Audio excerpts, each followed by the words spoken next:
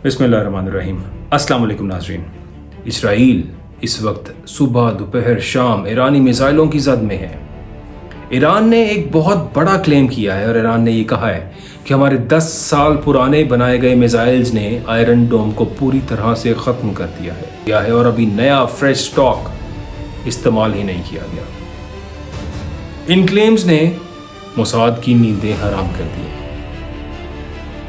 Mustafa Ali Khamenei की अगर बात की जाए, जो ईरानी सुप्रीम लीडर है मुस्तफा अली खामनेई, याद रखिए वो सुप्रीम लीडर कोई आम इंसान नहीं है, नए दौर का कमांडर है वो। उसने पुरानी इराक ईरान वॉर नहीं देखी, उसने नई जंगें देखी हैं। उसने तमाम तर अमेरिका की गई अफ़गानिस्तान के अंदर जंग को ऑब्ज़र्व किया है, वॉच किया है और आज के दौर के मुताबिक अमेरिका से लड़ने के लिए, अमेरिका से अपने मुल्क का दिफा करने के लिए भरपूर तरीके से मुस्तफा अली खामनेई तैयार है और इस बात ने अमेरिका की नींदें उड़ा दी हैं।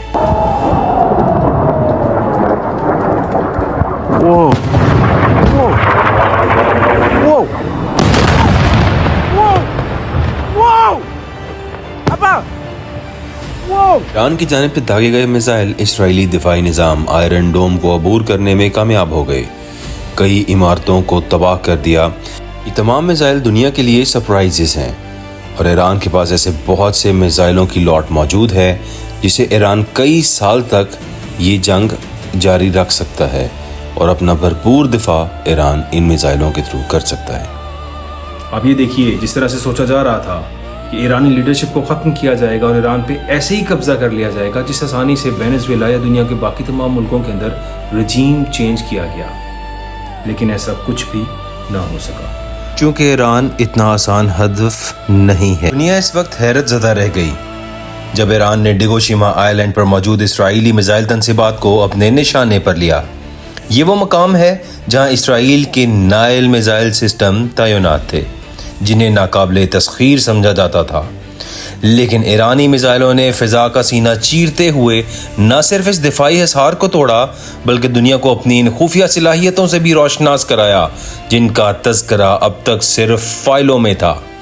ये महज एक हमला नहीं था बल्कि जदीद टेक्नोलॉजी का वो मुजाहिरा था जिसने आलमी ताकतों के दिफाई माहिरीन को सोचने पर मजबूर कर दिया है।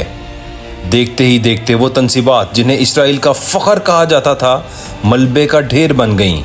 ईरान के इन अनकहे हथियारों ने ये साबित कर दिया है कि अब जंग की बिसात बदल चुकी है। इसराइल और अमेरिका का सबसे बड़ा डर ईरान की जोहरी सलाहियत है, लेकिन हालिया हमलों ने दुनिया को एक और हैरान कुन पैगाम दिया है।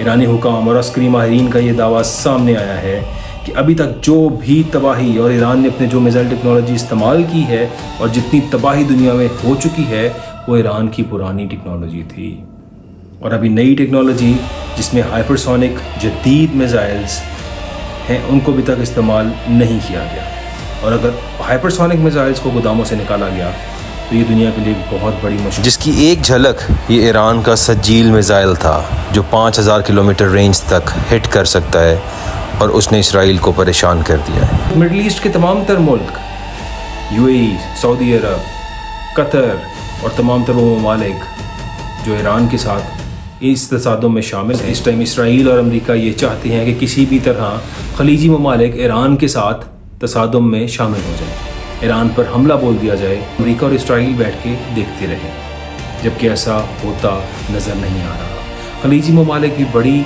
समझदारी के साथ काम ले रहे हैं और तमाम अंदाजे गलत साबित हो चुके हैं। डोनाल्ड ट्रंप एक शदीद मुश्किल में फंस गए हैं, बल्कि 2 दिन कबल तो डोनाल्ड ट्रंप दुनिया की मिन्नतें करते नजर आए।